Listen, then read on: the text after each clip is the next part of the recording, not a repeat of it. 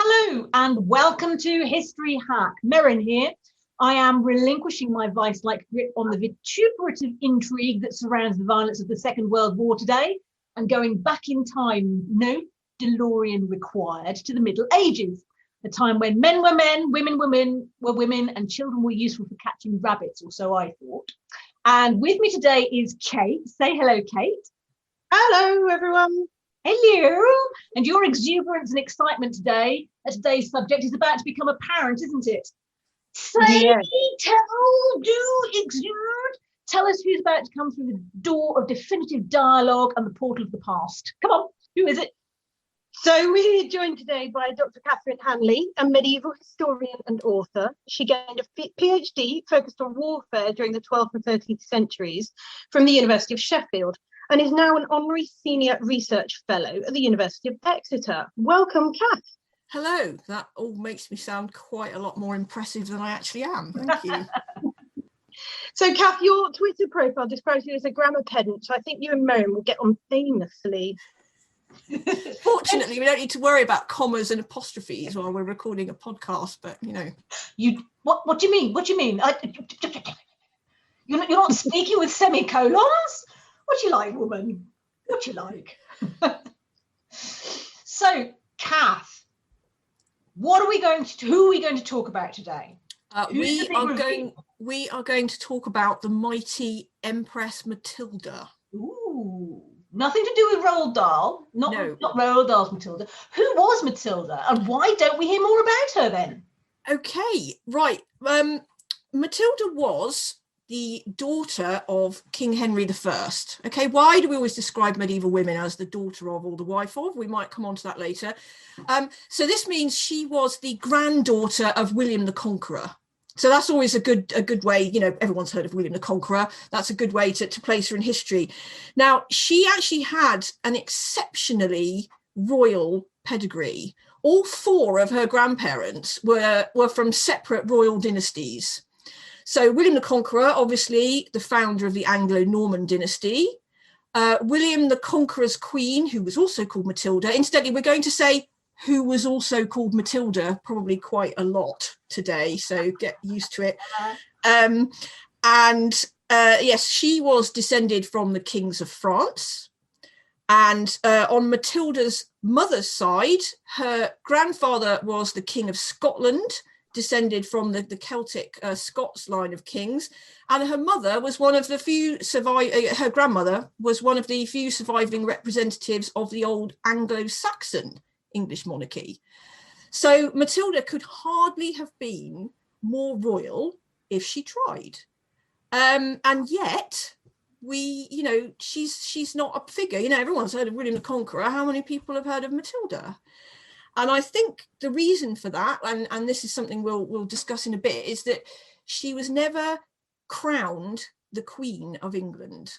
Okay, so this means that she's not on the quote, and I'm doing air quotes here, official list of the monarchs of England. Okay, she's not on those, you know, tea towels and rulers and things like that.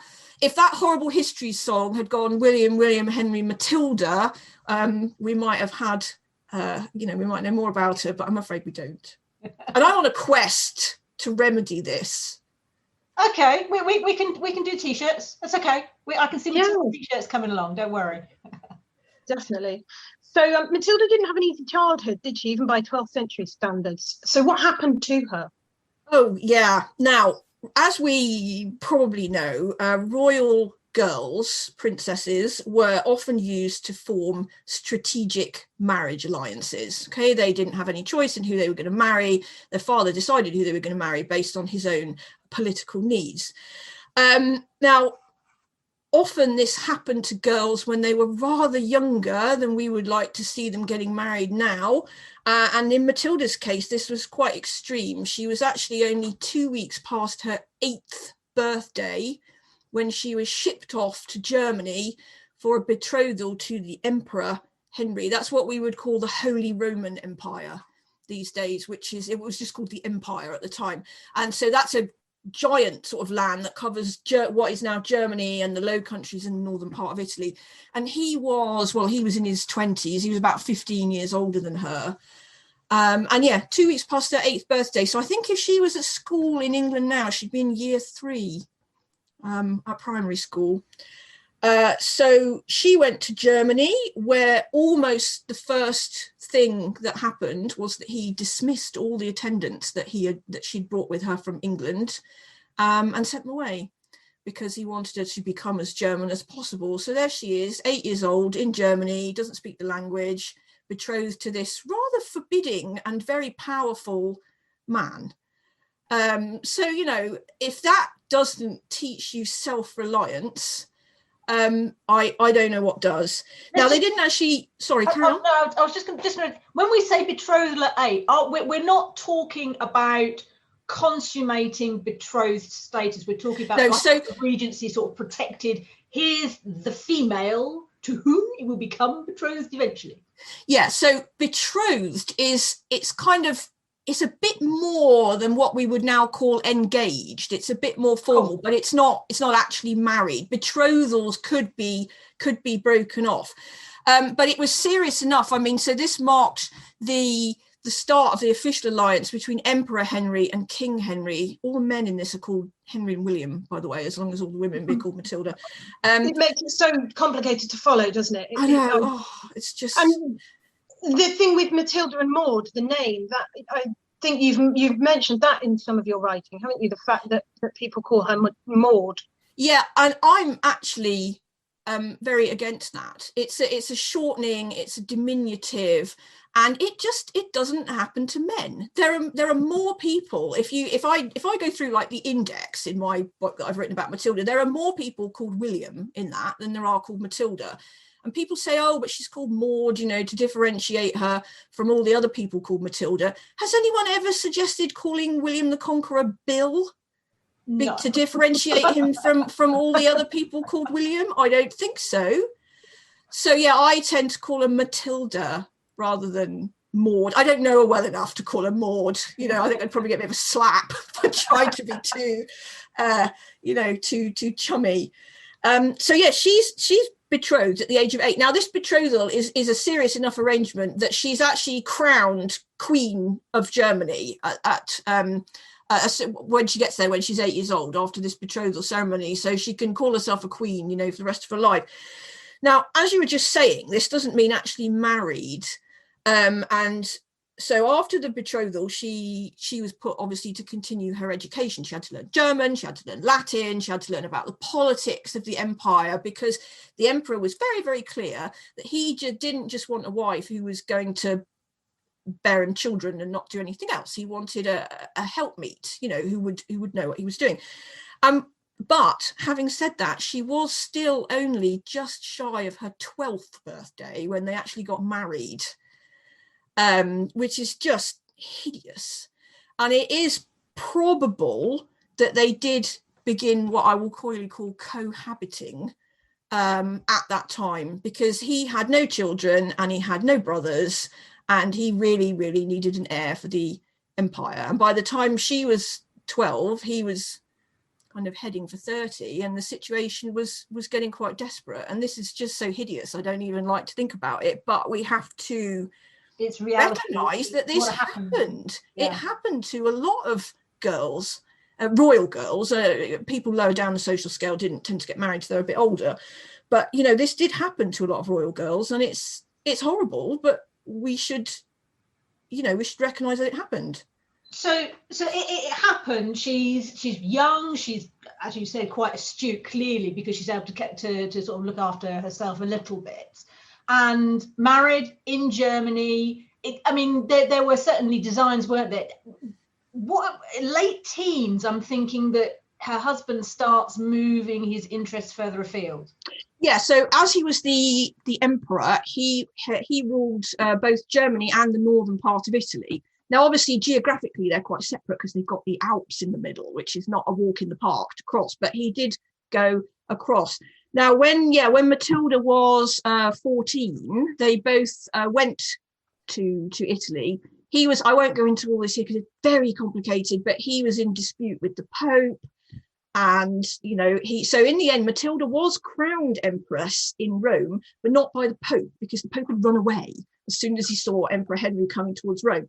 So she was actually crowned empress by an archbishop instead, which people who didn't like her used to say, well, you shouldn't call yourself empress then.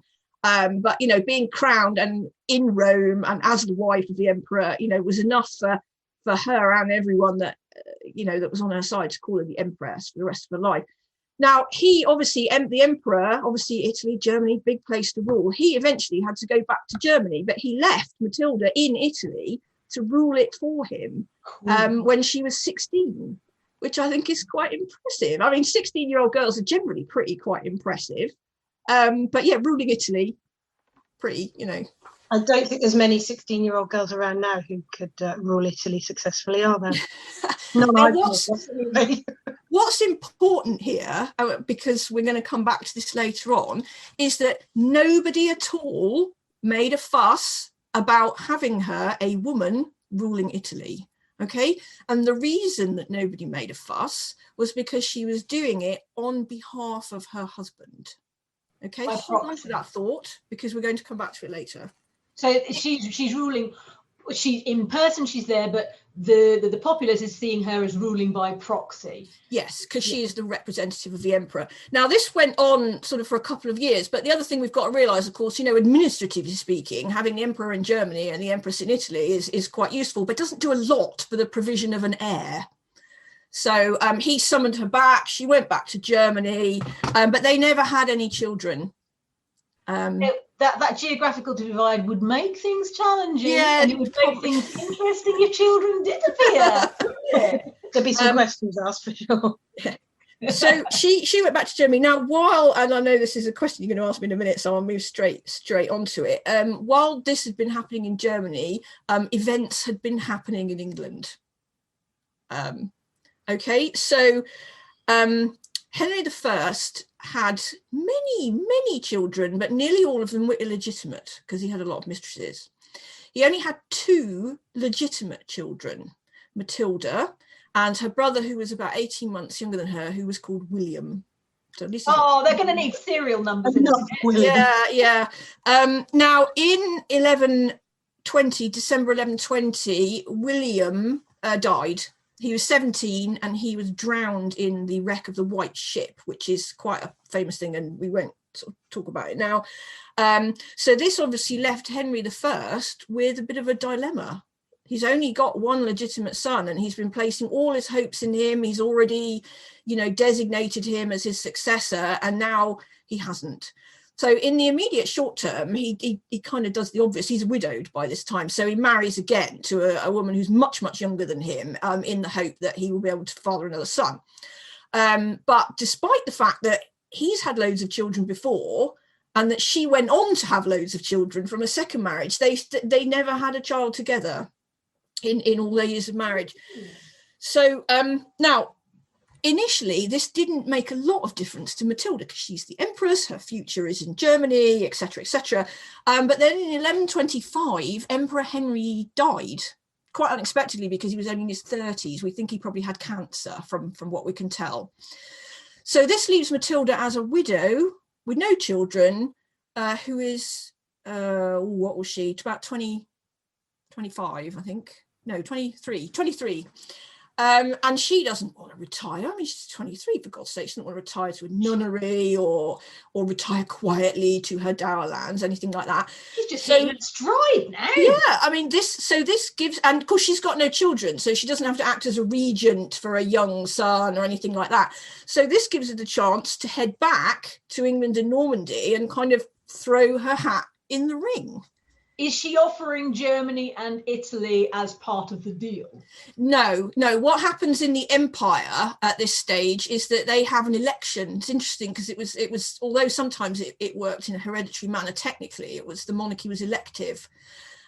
So they had an election. They elected someone who became Emperor Lothar, who was nothing to do with Matilda at all, and actually she would kind of be a bit in the way if she stayed in Germany. So both Germany's interests and her own are served by her just kind of getting out of the way. So she resigned any rights to anything that she had in Germany, what we call her dower lands and things like that, and just kind of cut her ties with Germany completely and headed back to Normandy and England to see dear daddy.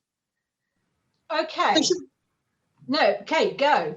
She was named heir to the English throne, wasn't she, by her father? Yeah, How, she was. How did she come to be in that position? Was it just the fact that he had no alternative?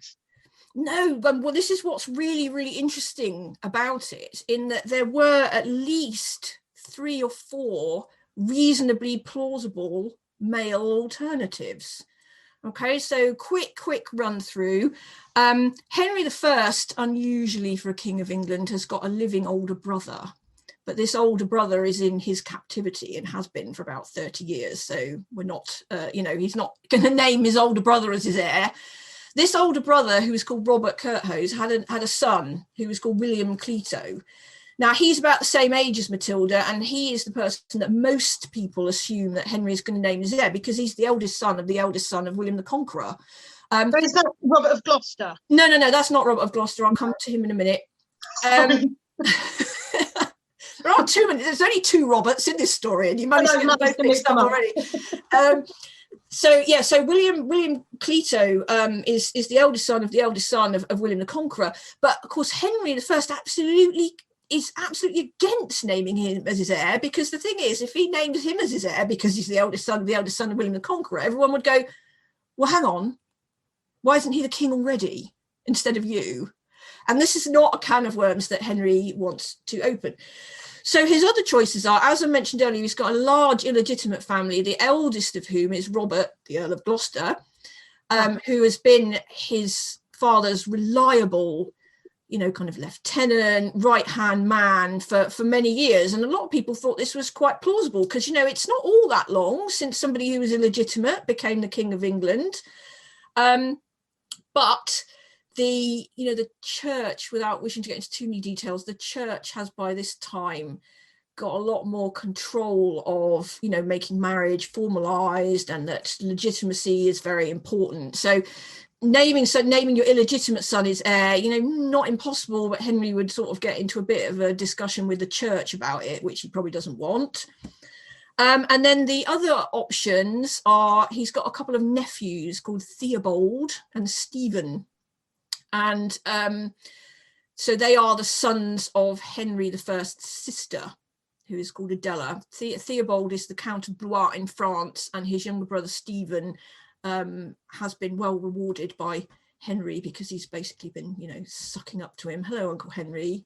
Can I have an earldom? Fighting on his behalf.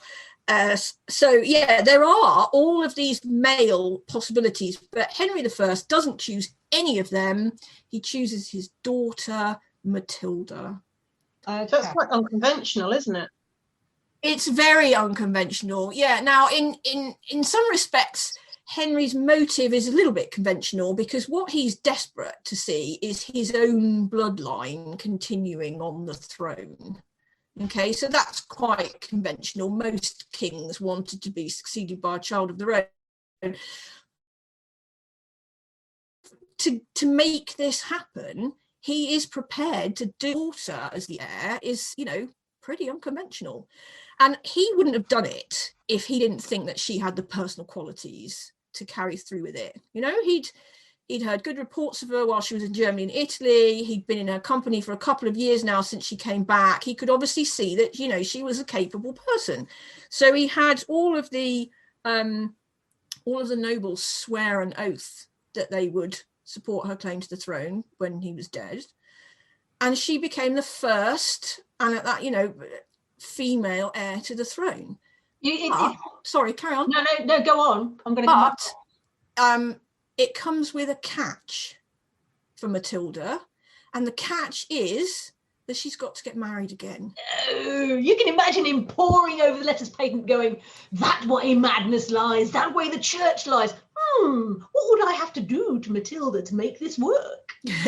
Because if you're trying to found a dynasty for the continuation of your bloodline on the throne, naming as your heir somebody who is both childless and single is not a particularly good idea, because all that's going to happen is you're going to have the same problem again a few years down the line. So it's very, very important that she gets married again and has children. Now, as a widow, widows sometimes did have a little bit more of a choice in who they would marry, but not in this case, because Henry just says, right, I've chosen your husband. There you go. Nice. Yeah. And his choice fell on a chap called Geoffrey of Anjou, sometimes called Geoffrey Plantagenet. And okay, so this might seem a bit weird, but it actually makes sense, because Geoffrey's lands, he was the Count of Anjou and Maine, and they border Normandy to the south. Now, we have to remember that at this point, the King of England is also the Duke of Normandy, and he can't be everywhere at once. So having an ally by marriage on his southern border is quite a good idea. So, to him, this is a really good idea. But I'm afraid Matilda wasn't very impressed. There are two reasons why she wasn't impressed. The first was the status issue. Okay, she's the empress. That's like the top position that you can get for a woman in Western Europe. Kind of, it outranks queen even, and now she's going to be the Countess of Anjou. So bit of a step down.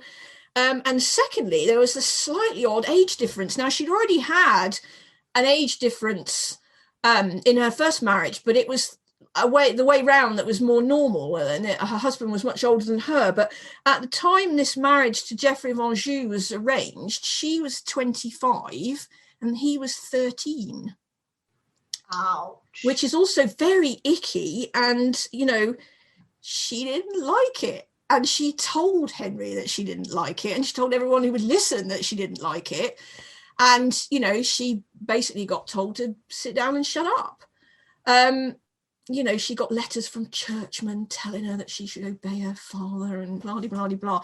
But in the end, she came to the recognition that if she wanted to fulfill her political ambitions, this was something that she had to do. She had to put her personal likes and dislikes to one side in order to further her political aims.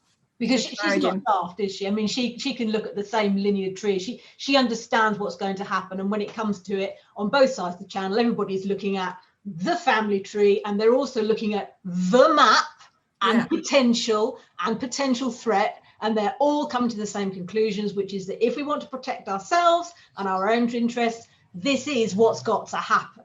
Yeah. So what's the marriage? What impact does it have on the succession line? Okay, well, it both in the end, actually, it both helped and hindered, because they got married. So to start with, the marriage was a disaster. They didn't get on at all. They separated. They were forced to get back together. And in the end, they did have 3 sons, which is kind of the point of the exercise. And then once they had 3 sons, they just were quite happy to live apart from each other. But funnily enough, it both helped and hindered her. Okay, it helped her because she had a husband who could command her armies, and she now had sons to continue the line. But it hindered partly because the barons in England were like, "Ooh, hang on, do we really want somebody from Anjou to come in?" And the Normans particularly didn't like it, because Normandy and Anjou had sort of been at loggerheads for a while. And also because Henry I was very, very vague about what role Geoffrey would play. So nobody knew. Like, so for example, if there was a countess who'd inherited a county because she had no brothers and it was hers by right, her husband would become count in what we call jure exuris, in right of his wife, and the lands would then be his. And so there was some thought that, does that mean that Geoffrey of Anjou is going to be the king? Or is he not going to be the king? Is he just going to be some kind of supporter for his wife? And how is this all going to work? And it was so unclear that, people kind of didn't really like it. And then, and Geoffrey himself didn't really like it. He was like, well, can you tell me what's going on? And he ended up in conflict with Henry I. So Matilda's now in this situation where her husband is fighting against her father, which isn't doing anyone any good. And then comes the day that, everyone's been expecting and knowing is going to happen, and Henry I dies.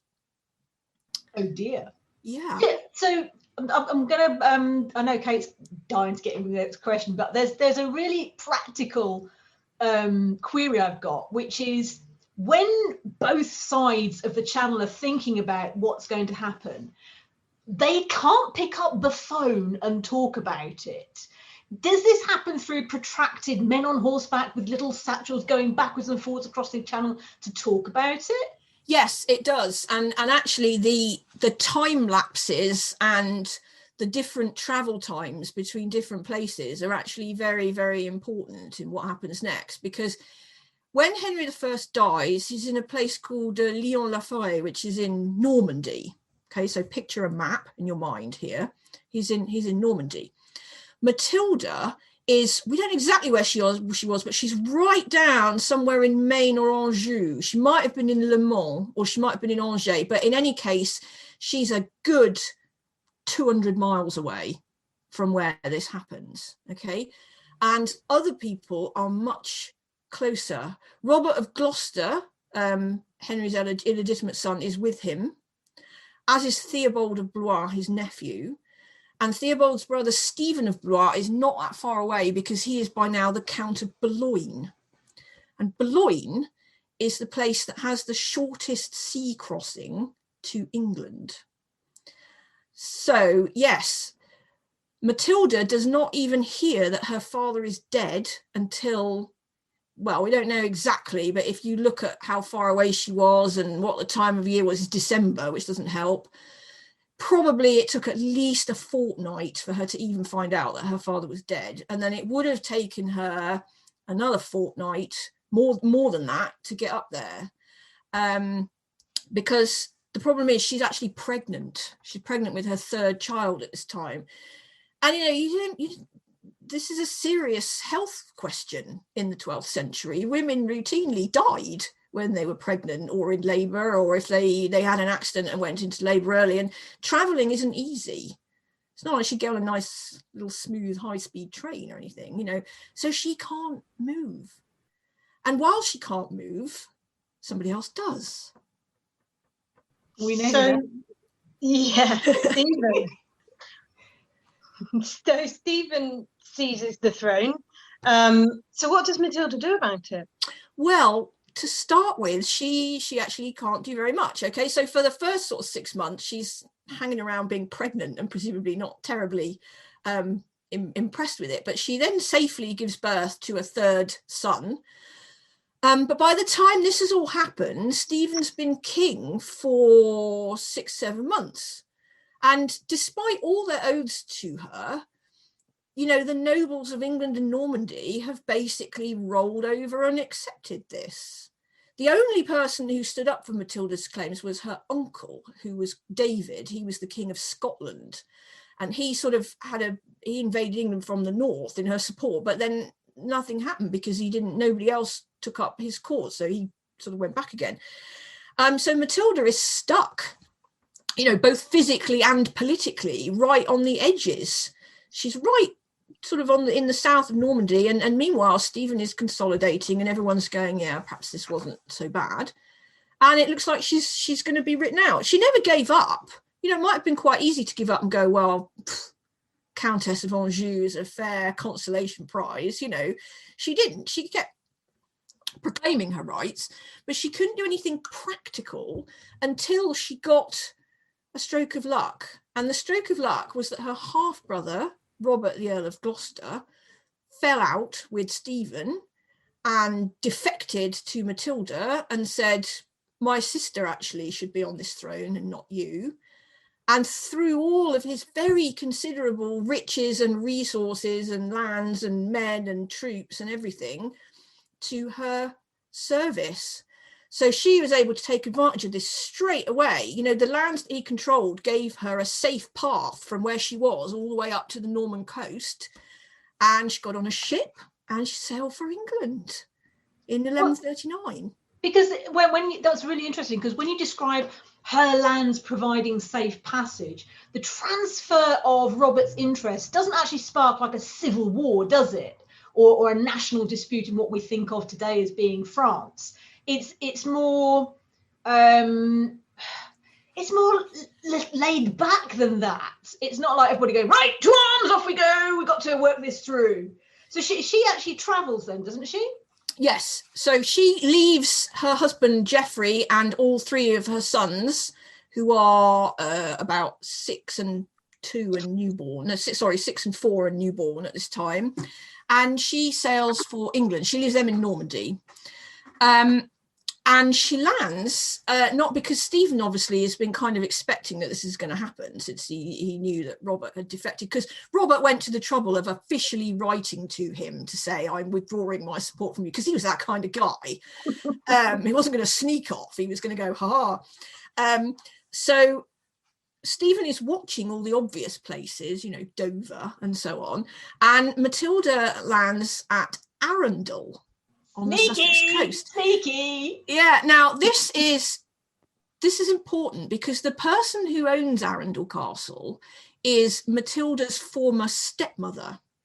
Right. Her name is Adeliza of Louvain, and she is the girl who became Henry I's second wife, the one I mentioned earlier that he married after the White Ship disaster to try and have another son. So Adeliza is actually, although she's Matilda's stepmother, they're actually the same age, and they've always been, I know, don't it's and they've always been quite good friends. So Adeliza welcomes her to Arundel and lets her inside the castle. Now Arundel Castle at the time was slightly different to what it looks like now, because a lot of it's been built since then, but it was pretty damn impressive. It would be a difficult place to besiege. It could be supplied from the river and the sea. It would be very, very difficult to blockade it completely. So this is actually a really good tactical decision. So she and Adeliza are locked up safely, along with Robert of Gloucester, who's come over with Matilda, and they're all in Arundel Castle. And then obviously Stephen hears that they've landed at Arundel, and he rushes from where he was with his army, and he's outside Arundel. And this is, and I know you're going to ask me this is the one and only time in Matilda's life that being female actually did her a favour. So what happens is Stephen is outside the castle, and he's like, you must surrender, you've come to try and take my throne off me, and I'm the king. And Adeliza sends out a message going, no, that's not what Matilda's come for. She's just, I'm her ex-stepmother. We're two lovely ladies. We've always been good friends, and she's just come here for a social visit. Love it. And so this, what is Stephen supposed to do? Just think of the optics here, as we say now, if he starts attacking a castle where the previous king's widow and the previous king's daughter, two ladies, are just in there. How bad is that going to look? So he's there going, oh my God, what do I do now? And what happens in the end is that he is forced to let her go. And so Matilda has negotiated this. So sorry, what I should have said, when they arrived at Arundel, as soon as they arrived, Robert of Gloucester got on his horse and rode for his own lands of Bristol. So he's not there, because if he had been there, that would have looked a bit different, because he was officially in rebellion against the king, but he wasn't there. So it was just the two ladies.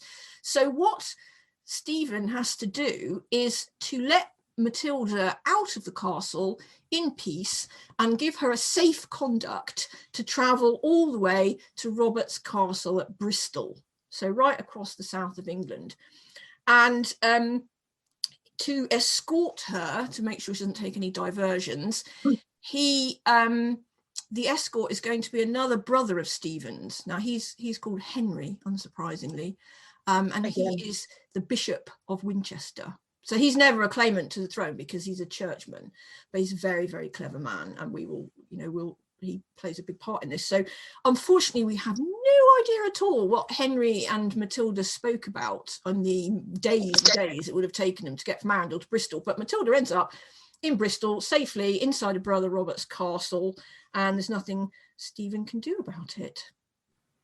So yeah, being female did her a favour for a change. You can just imagine the kickoff, can't you? If all the testosterone had been going at each other outside the castle gates, but no, it's like, oh, so it's ladies who lunch. Okay, kind of takes wind out of my sails. Right, this is going to look bad. Okay, plan B. Yeah, exactly. And there is some thought that actually his wily brother Henry might have been the one who actually came up with the idea, because it's not all bad for Stephen, because he already knows that Robert of Gloucester is in rebellion against him. So if Matilda is also in the same place, and he can keep them all in Bristol, i.e. away from the southeast coast, where there might be a chance of communication with Normandy and everything, it's kind of not too bad. It's not quite as foolish a manoeuvre as it sounds, but yeah. So is she queen at this point? I've lost track of the... No, at this point, Stephen is the King of England, because he is the one who has had the crown put on his head. Okay, so once you're crowned, because this was not just a civil ceremony with a crown, it's a religious one, you get anointed, your God's chosen. Doesn't matter who you were before. Once you've got the crown on your head, you are the king. Okay, that's why Henry I was the king and not his elder brother. I'm lost, because I don't remember in my history lessons it being William, Henry and Steve. Yeah, William I, William II, Henry I, Stephen. You got to watch horrible histories, read. Okay. So she's doing what she's doing. So how long does Stephen rule for then? Well, again, I'm doing air quotes here. It depends what you mean by rule. Officially, he was the king until the end of his life, but he was not in charge of the country, and certainly not in charge of the whole country for all of that. So, there is a war, because, that's what you do. We've got two people, both in England, both claiming to be the rightful monarch. The only answer is there's going to be war. Now, the problem is that neither of them command enough of a majority of the nobles to force a decisive result. It's all very well going, I'm the king or I'm the queen. If you haven't got enough nobles on your side to fight for you with all their resources and troops and everything, it's not going to work. So a lot of this becomes very, very political, and I won't kind of bore you with all the people who change sides and all the rest of it. But basically speaking, if you want to win this war, you've got to have enough of the nobles on your side to force a decisive result. So the outcome is decided by the nobles then, largely? Yeah, eventually. So to skim over sort of, the next 15 years, there are lots of ups and downs. Okay, Matilda's biggest moment of triumph comes when Stephen is captured at the Battle of Lincoln in 1141, and she puts him in prison and heads to London to have the crown put on her head, because she's in charge now.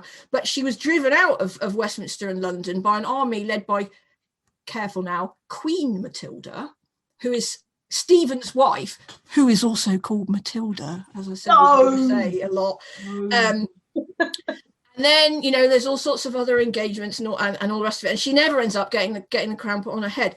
But yeah, what happens, to cut a very long story short, is that there's still, throughout all these years, there's still kind of half and half. There's people going, well, Matilda, yes, she should have been, because she was Henry's heir and we did all swear to it, but she is a woman.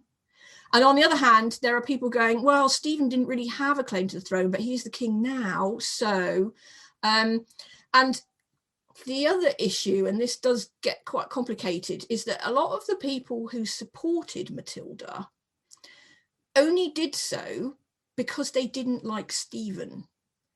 They were quite happy to support Matilda while she was, what we might call the leader of the opposition. But as soon as it looked like she was actually going to become the monarch, they all kind of panicked and went, oh, a woman, oh my God, she's walking confidently and speaking confidently and trying to tell us what to do. We can't have that. So yeah, that's why it never happened. So while all this is happening, Matilda's sons over in Normandy are gradually getting older, because that tends to happen to children. And as this war goes on and on and on, and it gets more and more sort of entrenched, Matilda's eldest son, who's called Henry, becomes more of a plausible candidate. So Matilda has this kind of we often talk about how determined she is and stubborn and all the rest of it, but she had this kind of moment of self-awareness that she was never going to get the crown put on her own head. So she switches straight away. She switches entirely from saying, this is my crown and I'm fighting for it, to say, my son should be the king and we're fighting for him. He's Henry I's grandson. He's the true lawful heir of this kingdom. And funnily enough, nobles who just couldn't stomach the idea of, a woman on the throne are quite happy to start throwing their support behind a boy of 10. Shock, horror, scandal. While you've been talking, I've been rummaging away and I've discovered that Matilda, the word Matilda, is composed of two parts. It's from the mat, from the old High German meaning fat, might or strength, and hild meaning battle. Strong battle. Strong battle, nominative determinism. Yeah, nominative determinism at its best. Here we go, women. But fickle female, seeing the outcome being better if she nominates her son and says, no, not for me. It's for yeah. And this is what turns the tide. I mean, partly because, Stephen hasn't been a very good king. He's very weak. People take advantage of him and everyone doesn't like it. And partly because his own eldest son is, I think the technical term is a complete git. He was his own eldest son, who thankfully was called Eustace and not Henry or William. He was a similar age to Matilda's son Henry. So it, as the war went on, it was like they became the principal protagonists rather than Stephen and Matilda. But Eustace was, he was erratic, he was violent. He would order his men to burn towns to the ground, and and the nobles started thinking, well, hang on, who do we want to be king next? Is it Eustace, because it's not really, or is it Henry? And if we support Henry, we can also pat ourselves on the back that we're taking the moral high ground, because he's Henry I's grandson. And so eventually more and more of the nobles come over to what is now called Henry's side rather than Matilda's. And in, I think it was 1153, there was just a standoff where Henry's forces and Stephen's forces came face to face, and the nobles just literally refused to fight. They just said, we're just not doing this anymore. Please talk to each other. And so an arrangement was made whereby Stephen would remain king for the rest of his life, but that the next king would be not his own son Eustace, but Matilda's son Henry. Okay, so you've already mentioned that this has been the cause, the catalyst for a little bit of unrest, bit of anarchy, as they say. Yeah. So, I mean, how much civil unrest was there with all this going on? Because we've spoken already about the importance of geography, keeping people remote from each other and it all being a bit removed and stuff. How much of this impacts, normal people, as it were, the citizens? It honestly depended where you lived in England. Okay, if you lived in somewhere like Winchester or Wallingford, or in that sort of south and southeast area, Oxford, that sort of area, the Thames Valley particularly, you would probably very much agree with the term anarchy. Okay, anarchy is not a contemporary term, by the way. The period was first called the anarchy in the 19th century, so we have to be a bit careful about using it. But, if you were one of the people who lived in a place that was continually being sacked and burnt and your fields destroyed and your crops destroyed and different people trying to get you into their army and, all the rest of it, you would probably very much agree that this was anarchy. But there were other parts of England that didn't really see any combat or any fighting at all, where life sort of went on as normal. And to be honest, a lot of people in the country, and we're not talking about the self-interested nobles here, we're talking about, the 97% of people that weren't at that level, they didn't really care who sat on the throne. What they wanted was peace and stability to grow their crops and build their businesses and carry on their trades and raise their families, without the threat of armed men appearing over the horizon to burn it all down. And they just wanted it to be over. Seems reasonable. Yeah. So whether or not you would call this the anarchy very much depends on, you know, your point of view, I suppose. I tend to avoid the term. I just call it the civil war between Matilda and Stephen, but that's mainly just because I don't want to open a huge can of worms, because that wasn't what I was trying to write about in my book. So yeah, probably So, I mean, sorry. Probably not as anarchic as all that, unless you lived in very specific parts of the country, would be my summary. I mean, ultimately, call it what we will, Matilda was fighting a battle. Was she fighting a battle that she couldn't win? The simple answer to that is yes. Okay, so let me ask you a hypothetical question.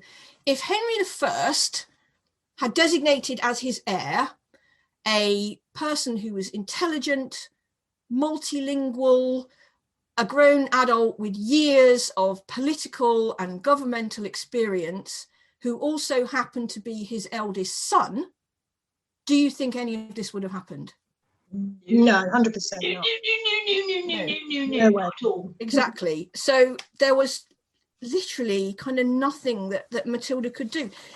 The exemplars of kingship that she had observed most closely in her life, okay, are those of her first husband, Emperor Henry, and her father, King Henry.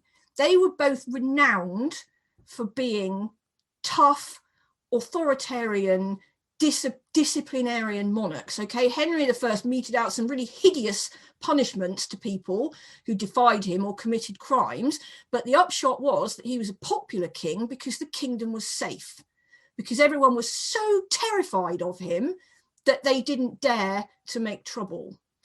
And you know, so what Matilda learnt as a young person was that the way to be a monarch was to be authoritative and disciplinarian, and that this worked. But the problem is, although it worked for Emperor Henry and King Henry, it didn't work for her, because as soon as she tried it, everyone went, what is this woman doing? You know, a lot of the criticisms of her that came out, what's gone down in history is that as soon as it looked like she might be queen, she suddenly became incredibly haughty and arrogant and horrible and blew her own chances. But actually, if you look at it the other way around, if you look at the actual things that she was accused of, what it says in the Chronicles is she's being criticised for arranging matters according to her own will. She began to, I can't remember the precise wording, but she began to walk and speak with authority and to arrange matters according to her own will. That's what somebody does when they're about to become the king. And they just couldn't stomach it because of her being female. But her other problem was that had she been a more stereotypically, you know, had she acted in a more stereotypically feminine way and been, you know, soft and yielding and giving in to her advisors, she would also have been criticised for that because she would be too soft to rule. Damned if she did, damned if she didn't. We've got this stereotype, this archetypal view, this sort of the king sitting there listening to his counsellors and taking wise advice and then being respected for acting on that and making that happen, in contrast with the woman who ostensibly would have been in a situation where potentially she's listening to the same kind of advice, but then they turn around and say, yeah, you can't actually do that, love, because you're a woman. Yeah, you're aberrant and unwomanly. And it just reminded me, you know, when I was in the early stages of writing my book about Matilda, the 2016 American presidential campaign was going on, and I remember reading, and this is honestly true, on the same day reading two pieces about Hillary Clinton, one of which said she doesn't smile enough, and the other one that said she smiles too much. Yeah. And I'm like, oh my God, we're 800 and something years down the line, and that line could have been written about Matilda. Yeah. It's something that male politicians and male monarchs don't have to face. Stephen was a pretty hopeless king, and it was recognised at the time that he was a pretty hopeless king. But even his most serious detractors never used that as an excuse to say, well, men are obviously temperamentally unsuited to rule.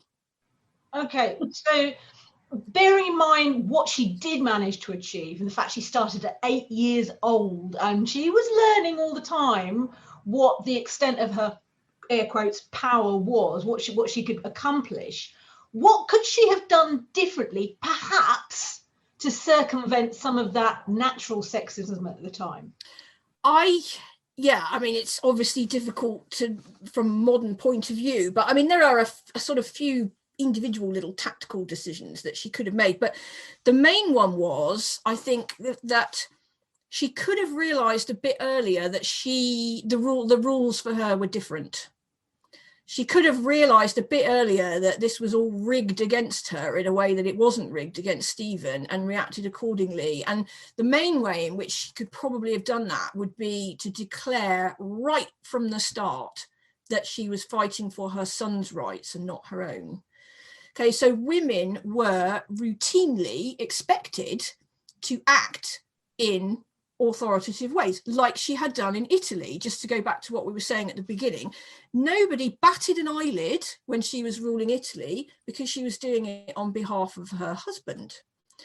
And you often see, women are being praised because they act, their husbands are in the Crusades and they run the land, they run the lands by themselves while they're left there, or they act on behalf of their brothers or their sons. There's a lot of strong regions. King Stephen's mother is a good example, actually. She was widowed when all her children were very young, because her husband was killed in the Crusades, and she was very much respected because she did it in the appropriate feminine way.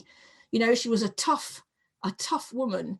Adela of Blois, King Henry's sister, William the Conqueror's youngest daughter, and probably the one of William the Conqueror's children who got most of his grit and determination.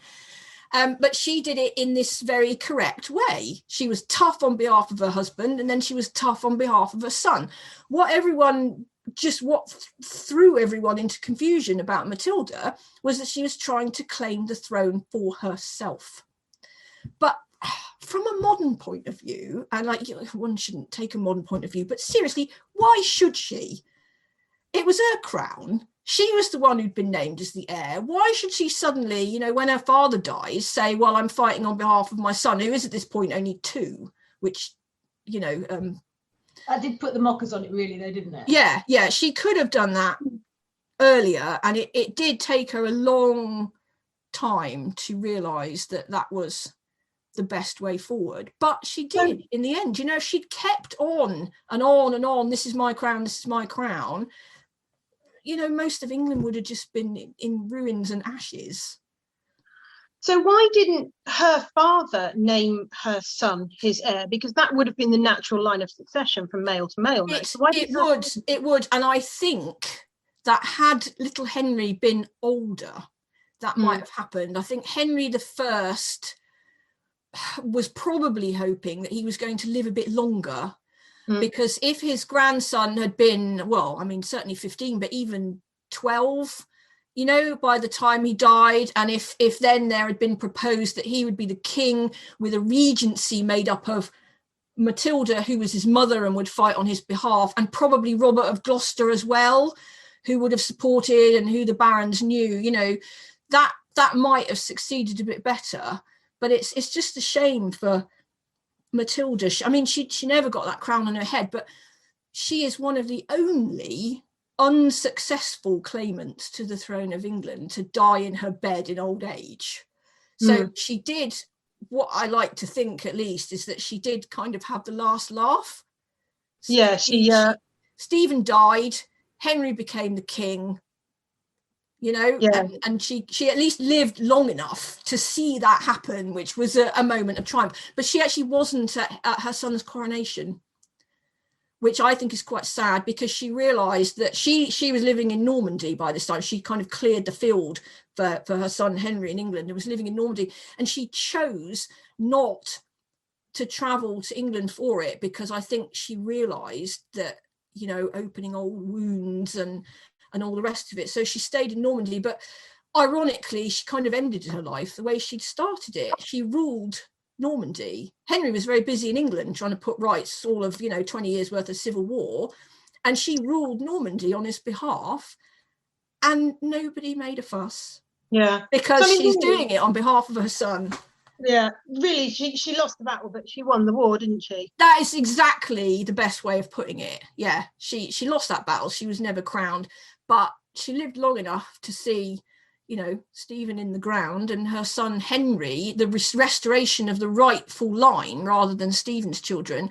And yeah, every single monarch of England and later Great Britain is a direct descendant of Matilda's. Even all the Hanoverians and everyone, oh, trust me, I've been through the family tree. They're right down to and including the present queen. They're all direct descendants of Matilda, and if that's not having the last laugh, I don't know what is. Yeah, certainly satisfying. It sounds like a biography of Matilda is well overdue. Tell us, Kath, what's the title of your book? And what are you working on next? Well, the book about Matilda is called Matilda, but in order, the problem is if you do a search for it, you come up with loads of roles. So it's called Matilda, Empress, Queen, Warrior. And I wanted to get that last word in. She's obviously always known as Empress Matilda. She wasn't the Queen of England, but she was a crown queen in Germany, so she's a queen. But I really, really wanted to get the title Warrior in that, because the traditional view is that she was kind of just a passive pawn. You know, her father named her as heir. And I've even heard her fight during the war against Stephen, called, you know, Robert of Gloucester's fight, that he was fighting on behalf of his sister in law. I'm like, no. So I wanted to go back and examine all the sources much more closely. And yeah, I hope that I was able to show that she was a much, much more active participant. Yes, she didn't lead her armies into battle, but she was the one at the head of the table making the decisions, and she was a much more active participant on her own behalf than has ever been shown before. And she was actually quite an astute military strategist. So that's why I wanted to get the warrior in there. Okay, so Empress, Queen, Warrior. What are you working on next? I am now working on a book which is also for Yale University Press, and it's currently entitled Two Dynasties. And it's a bit of a whopper. I'm having a job keeping it down to the word count. It is the story of the two ruling houses of England and of France from 1100 to 1300, told through the stories of all the people involved. So not just the kings and the queens, but their jealous cousins, their younger sons, their younger brothers, their women who were shipped off into marriages they didn't like, the boys who were forced into the church when they didn't want to be. So I'm having a similar problem with names, actually. I mean, in the Matilda book, everyone's called Matilda, William and Henry, and in this one, everyone's called Louis and Philip. And it genuinely, it tells a story from both sides, because obviously, you know, a lot of people know about Henry II and Eleanor of Aquitaine and their sons, but there's so many other exciting characters. And, you know, so I'm telling it genuinely from both sides. It's not just here is about the English ruling house and the French kings appear sort of occasionally when they're going to be the antagonists. It genuinely goes from both sides. So we've got loads of not just, you know, Eleanor of Aquitaine and Richard the Lionheart, King John, but we've got Philip Augustus, we've got Saint Louis, and one of my favourite French kings who suffered through many centuries of having the epithet Louis the Fat. He's one of France's greatest kings, and everyone just laughs when, oh, Louis the Fat. Oh. So find out more about many kings called Louis and Philip, and everyone in England being called Henry and later on Edward for 200 years. That sounds like a magisterial manuscript in the making. You'll be able to knock somebody out with it, I'll tell you, once you get the volume in your hand. As you get closer to public, will you come back and tell us more about it? I will, because a lot of this is going back to kind of my academic roots, if you like, which is about, because there was a lot of war about between the kings of France and the King of England during those 200 years. So it's kind of a bit going back to my academic roots. So yeah, I'll come on and talk to you about 12th and 13th century war in France. That's brilliant, thank you. And everybody's called Philip. Thank you so much for joining us, Kath. It's been an absolute pleasure. Thank you for having me. You can help us at History Hack by joining us via Patreon. It takes quite a lot of effort and a lot of work quite a big team now to keep us going. And so if you could donate as little as £3 a month, it would be massively appreciated by all of us. There's different levels because Princess Marcus has set it all up with varying rewards and things. So do have a look, do join us. There's an exclusive Facebook group as well, and you can be part of all of it. When our guests join us to talk about their work and their new book, the 45 minutes or so they spend with us is just a taster of all their efforts. So to this end, we have launched our very own bookshop on bookshop.org, where you can find our guests' latest and greatest books. You can support them and you can support History Hack too. 10% of every sale via our bookshop supports the podcast and allows us to keep at it and bring you more amazing guests. You can find our bookshop at bookshop.org/shop/hack history, or just search on bookshop.org for us under the shops bit. Thank you for your continued support, and here's to your next great